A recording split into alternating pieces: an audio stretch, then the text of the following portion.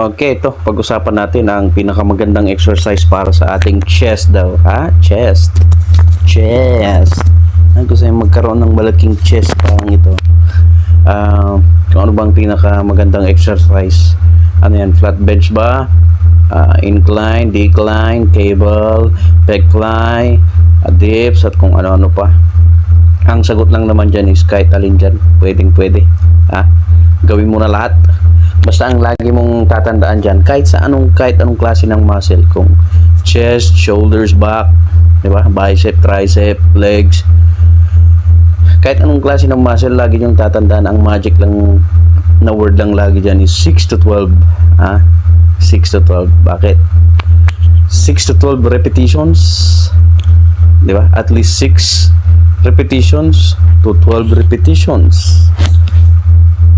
Pag alam nyo na yan, ang susunod niyan, at least 6 sets to 12 sets.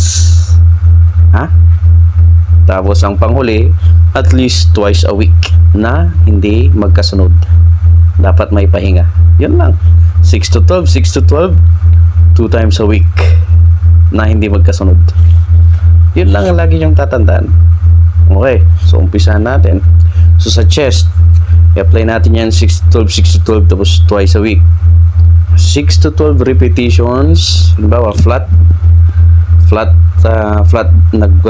bench ka, 6 to 12 dapat. At least 6 reps, maximum of 12 reps.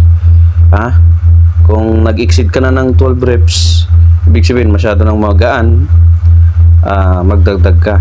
Kung hindi mo kaya ang 6 repetitions, masyadong mabigat, bawasan mo yung timbang ng binubuhat mo. Yun lang naman yun.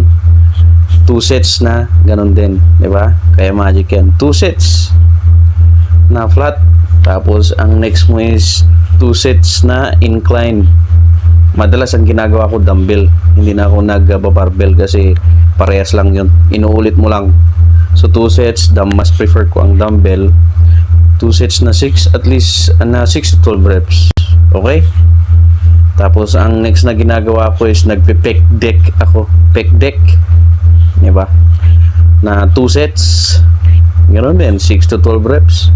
Kung ayaw ko ng pec deck, kasi kung may gumagamit na, may nauna na, ayaw kong maghintay, gagamitin ko na lang yung cable. Magki-cable fly na lang ako. Parehas lang din naman yun. 2 sets. Diba? So, ilan na yun?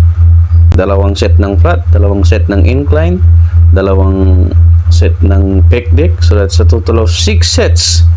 Diba? Nakaano na tayo, at least 6 sets. So, ibig sabihin, pwede na yon. Pero diba, lagi kong sinasabi sa inyo, at least 6 sets to 12 sets. So, pwede ka pang magdagdag. Kasi ibig sabihin yan, kung nag-chest exercise ka, kung walang 6 sets, hindi kumabot sa 6 sets, masyadong konti, kulang. Anything above 12 sets naman total sa chest, pretty much sobra na yung volume nun. Kumbaga useless na yun kasi by that time sobrang fatigue na rin yung chest natin, so hindi na siya advisable.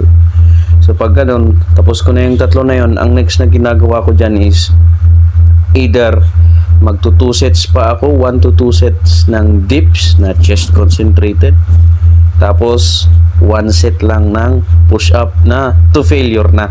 Diyan sa push up to failure na yan, hanggat kaya ko na 1 set lang yun. So hindi naka total of 8 sets ako. Okay na yun, di ba? Nasa gitna tayo, 8 sets. Tapos gawin mo yan twice per week. Di ba? Nag-chest ka ng Monday, tapos sa Thursday ganun ulit. Kahit yan lang mga exercise na yan, i-focus mo lang yan, diyan ka mag-progress, di ba? Hindi masyadong komplikado, ilang exercise lang ang iisipin mo, tamado naman na lahat dyan, di ba? Flat bench, incline, tapos mag-pec deck ka o cable fly, tapos mag-dips ka, tapos mag-push up ka lang, pang final, di ba? Mag-concentrate ka lang sa 5 na exercise na yan, mag-progress ka along the way, hindi